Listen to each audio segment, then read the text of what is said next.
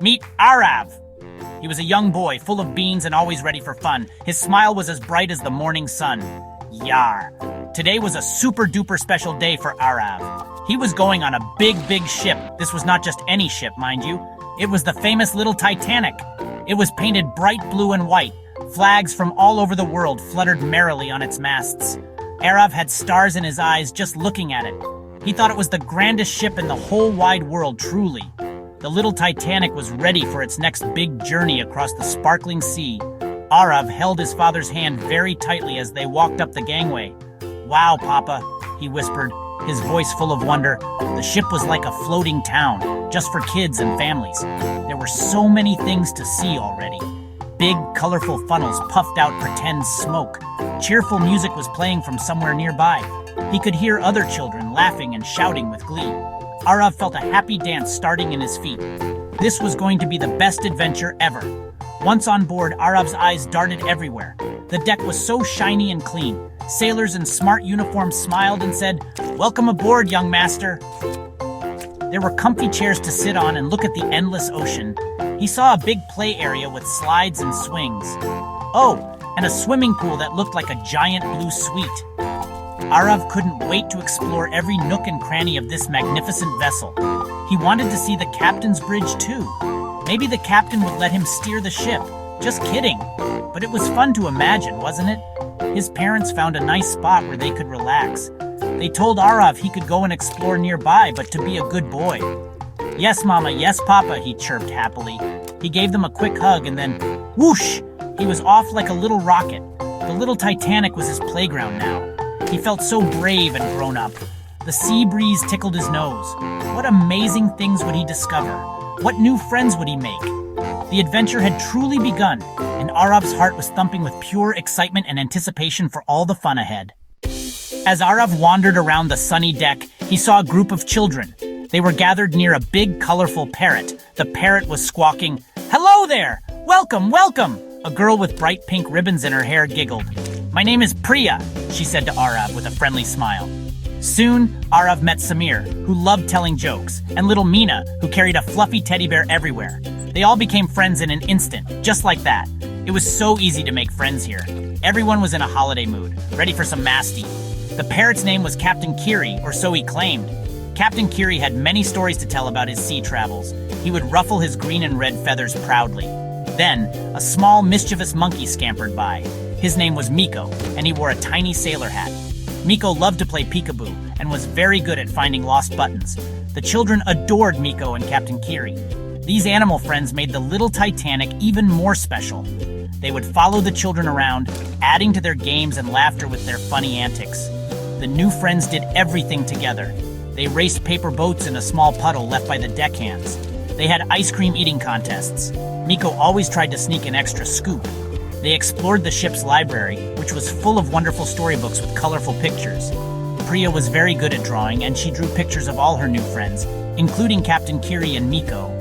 Samir told them funny riddles that made everyone laugh until their tummies hurt. Mina shared her sweets with everyone, showing how kind she was. It was a happy, noisy group. One afternoon, they all went to the ship's special Discovery Zone. It was a room filled with amazing things from the ocean. There were shiny shells and colorful corals.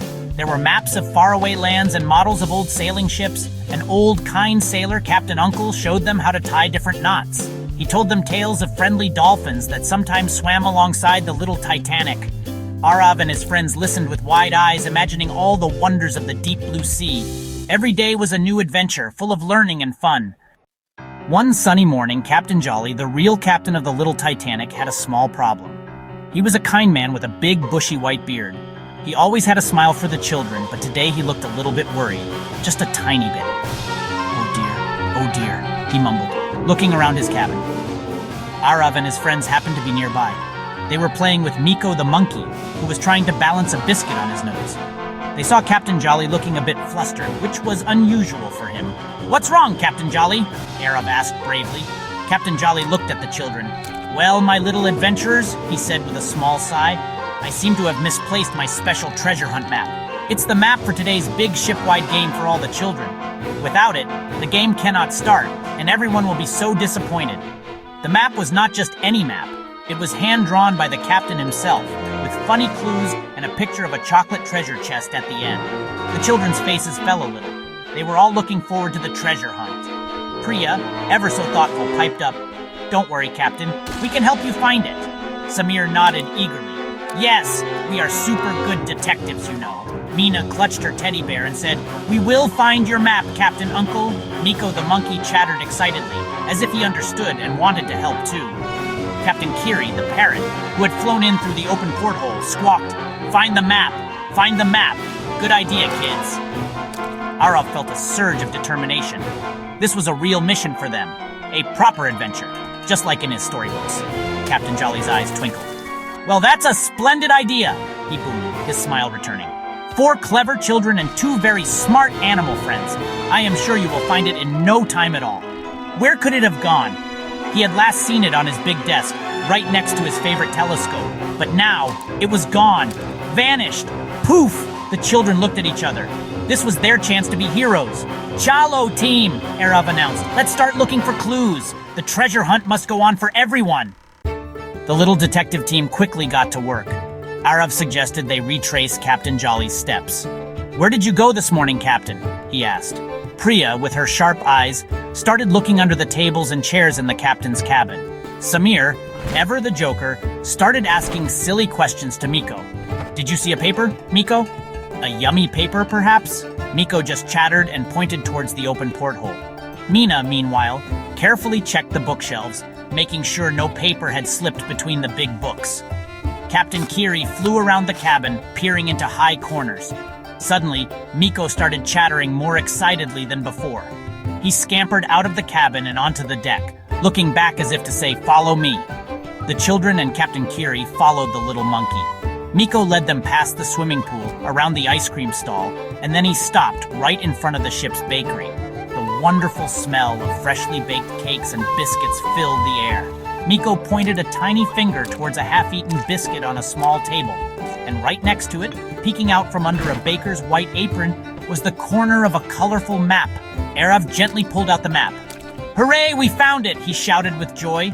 Priya, Samir, and Mina cheered loudly. It turned out one of the friendly bakers had accidentally picked up the map along with some order notes when he visited the captain earlier. He hadn't even noticed.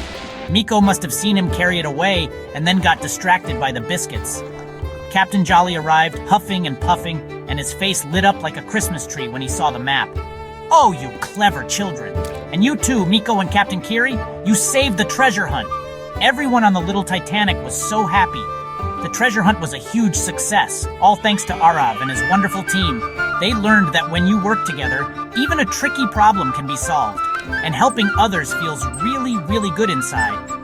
Captain Jolly gave them all special junior detective badges.